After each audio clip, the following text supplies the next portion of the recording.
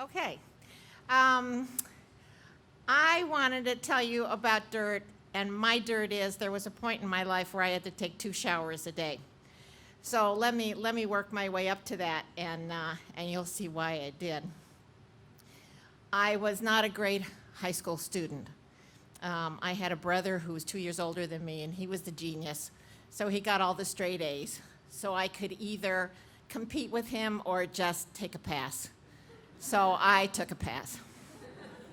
My greatest accomplishment in high school was probably learning how to smoke and sending out these beautiful cylindrical smoke rings and blowing smoke out of my nose and my mouth at the same time.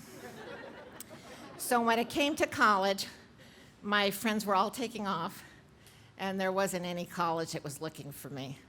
So I went and signed up for a 2-year course in X-ray.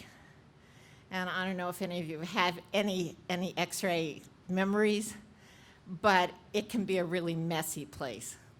So the second week that I was in school, we were supposed to take classes during the early part of the day, and then they would put us into exam rooms to not help out because we didn't know anything yet.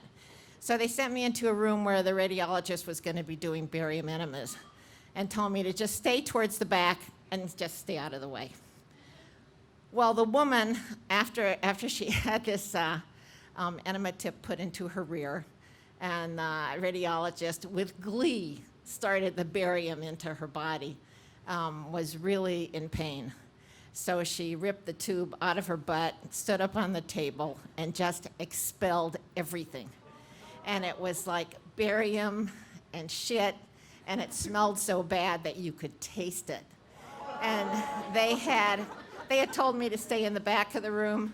Well, now I understand why, because students clean up when there's a problem. So everybody took off and left me with this dirty table.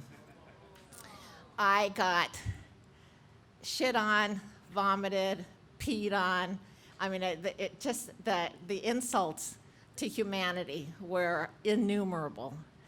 And so that started my habit of 2 showers a day, because I needed to take a shower to get up in the morning, and at home I needed to take a shower to get this stuff off of myself. And I did that for a couple of years, but while I was in radiology school, they introduced us to something called nuclear medicine studies.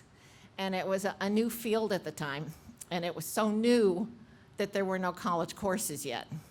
You had to work in a hospital under a physicist, well, not really under him, but around him, for 4 years, and then you could go take your boards. Nuclear medicine took me into a different kind of place where I could get contaminated, because radiation is colorless. So if you were in the lab and you got radioactive isotopes on any of the equipment, we would never know, but we were carrying it around on our clothes. But taking a shower wasn't going to get that stuff off of me. So at some point, my last patient that I took care of in nuclear medicine was a 15-year-old guy, and he had a terrible kind of cancer. It's called Ewing's sarcoma.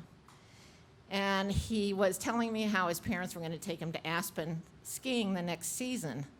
And I'm from Colorado, and Aspen was like my go-to my whole life.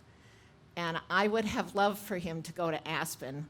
But when you're in nursing, you see bodies from the outside. When you're doing tests like nuclear medicine, you see them from the inside. And it doesn't take long. You're not reading them as well as the doctors are, but you know when you see on your little scope here who's going to live and who's going to die. So I decided at that point I didn't want to work in a hospital anymore. And I went out to lunch and never went back. So I went back and got a business degree. And business for me is shades above working in a hospital. And now I'm back to what's 1 shower a day.